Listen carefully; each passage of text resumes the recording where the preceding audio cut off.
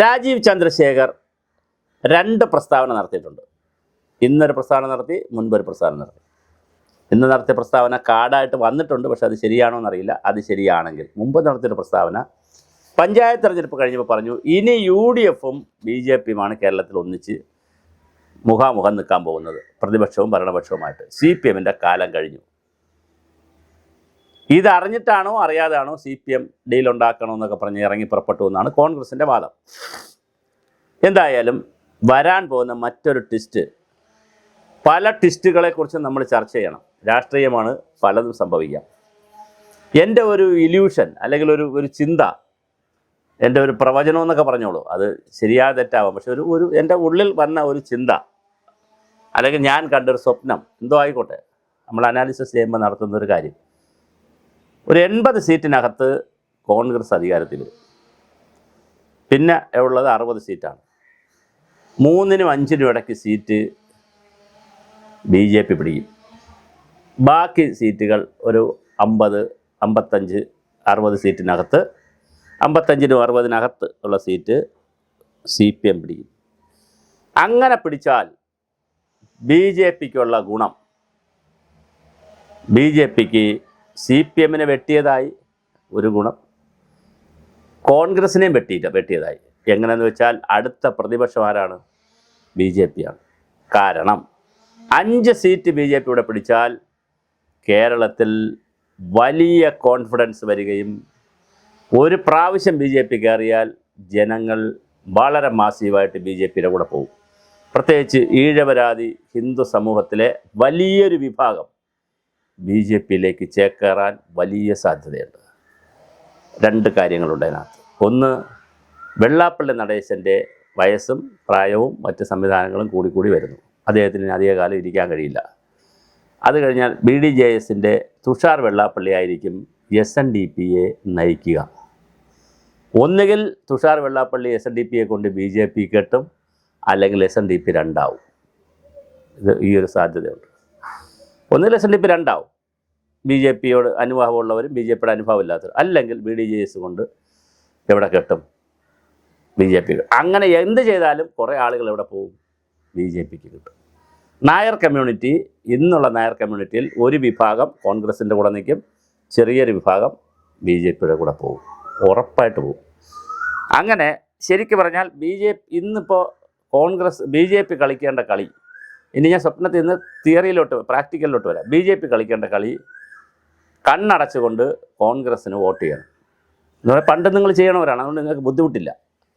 പണ്ടേ ഇതുള്ളത് കൊണ്ട് ബുദ്ധിമുട്ടില്ല. ഒരു പറഞ്ഞാൽ ഇതാവട്ടെ, ചെയ്തോണം എന്ന് പറഞ്ഞാൽ അവർ ചെയ്തോളും. CPMന് ചെയ്യാനേ ബുദ്ധിമുട്ടുള്ളൂ. എന്നിട്ട് 5 സീറ്റിൽ നിങ്ങൾ ജയിക്കണം. നിയമം നിങ്ങൾക്ക് ജയിക്കാൻ പറ്റുന്ന സീറ്റാണ്. പിന്നെ വാറ്റുകൾക്കാവ്, കഴക്കൂട്ടം 3 എണ്ണം ജയിക്കാൻ പറ്റുന്നതാണ്. പാലക്കാട് സുരേന്ദ്രൻ 5 മതിയോ, അതിന് PK കൃഷ്ണദാസോട് ജയിപ്പിച്ചെടുക്കണം. 5 6 നിങ്ങൾ വേണം, നിങ്ങൾ തീരുമാനിക്കണം എത്ര വേണമെന്ന്. 6 എണ്ണം നിങ്ങൾ പിടിക്കുക. കാരണം PK കൃഷ്ണദാസോട് വേണമെന്നുള്ളതുകൊണ്ട്. അല്ലെങ്കിൽ 5 പിടിക്കുക, 6 നോക്കുക, 5 നോക്കുക, കിട്ടുക. ബാക്കി ഒരു 80 സീറ്റ് ആര് പിടിച്ചോട്ടെ? കോൺഗ്രസ് ജയിക്കട്ടെ. 5 സീറ്റ്, ബാക്കി 50 സീറ്റ്, 55 സീറ്റോളം CPM പിടിക്കട്ടെ. ഈ രാഷ്ട്രീയം BJP കളിച്ചാൽ ഇതിന് ഡീലൊന്നും വേണ്ട, ചുമ്മാ ഒരു ചെറിയ അണ്ടർസ്റ്റാൻഡിങ്ങിൽ എടുക്കാൻ പറ്റും നിങ്ങൾ. അങ്ങനെ നിങ്ങളിത് നടത്തിയെടുത്താൽ വളരെ കൃത്യമായിട്ട് നരേന്ദ്രമോദിയുടെ ഗുഡ് ബുക്കിലേക്ക് പോകാനും പറ്റും. നിങ്ങൾക്ക് 5 സീറ്റ് പിടിച്ചില്ലേ, മുഖ്യ പ്രതിപക്ഷം ആവാനും പറ്റും നിങ്ങൾക്ക്. പിന്നെ നിങ്ങൾ പൊളിറ്റിക്കൽ സ്ട്രാറ്റജികൾ വർക്കൗട്ട് ചെയ്യണം. നമ്മൾ വേറൊരു വീഡിയോ ചെയ്തിട്ടുണ്ട് സുഭാഷിതത്തിൽ, അതുകൂടി കണ്ടാൽ മതി. നിങ്ങൾ പൊളിറ്റിക്കൽ സ്ട്രാറ്റജീസ് വർക്കൗട്ട് ചെയ്തിട്ട് നിൽക്കാൻ പറ്റും. അപ്പോൾ CPMനെ സംബന്ധിച്ച് പിന്നെ സംഭവിക്കാൻ പോകുന്നത്, CPMലുള്ള മുസ്ലിം കമ്മ്യൂണിറ്റി കൂടുതൽ ഇവിടെ പോകും? കോൺഗ്രസ്സിലേക്ക് പോകും. ക്രിസ്ത്യൻ കമ്മ്യൂണിറ്റിയും കോൺഗ്രസ്സിലേക്ക് പോകും.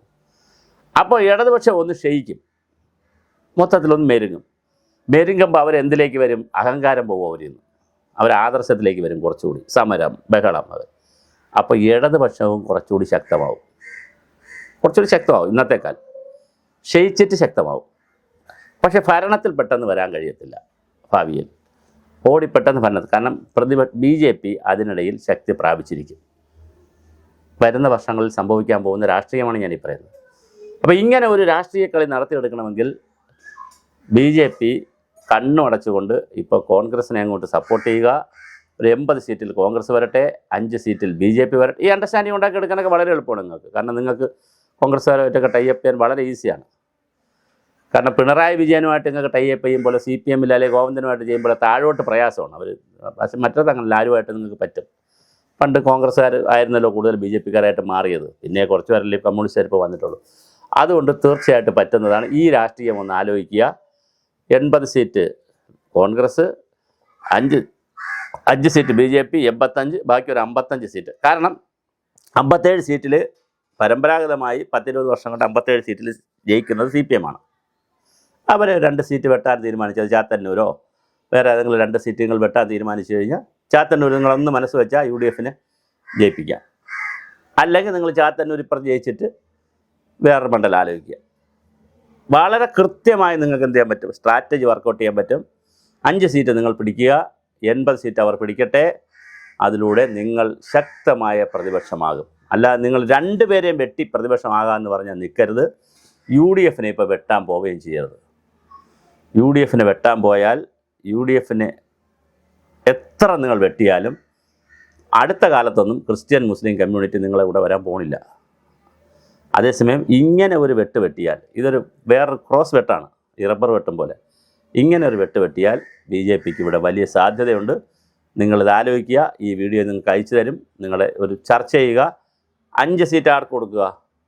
CPMന് അല്ല, 5 സീറ്റ് കോൺഗ്രസ്സുകാരുമായിട്ട് ബാർഗൻ ചെയ്ത് ധാരണ ഉണ്ടാക്കി 5 സീറ്റ് നിങ്ങൾ ഇനി ബാർഗൻ ചെയ്തില്ലെങ്കിലും കുഴപ്പമില്ല. കണ്ണടച്ചുകൊണ്ട് കോൺഗ്രസ് ബാക്കി 80 സ്ഥലത്ത് കോൺഗ്രസ് ജയിക്കട്ടെ. നിങ്ങൾക്ക് പിന്നെ സമരം ചെയ്യാം. ശക്തമായ പ്രതിപക്ഷമാവും. പ്രതിപക്ഷ നേതാവ് രാജീവ് ചന്ദ്രശേഖർ, ഉപനേതാവ് മുരളീധരൻ, നിങ്ങൾക്ക് നല്ലൊരു ടീമായി.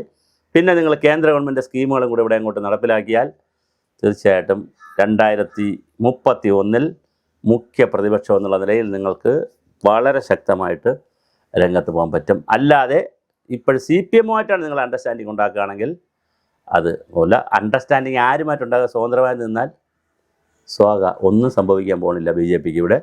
വെറുതെ നിങ്ങൾ ചെറുവണം പോലെ എത്രയോ വർഷമായിട്ട് നിൽക്കുന്നു.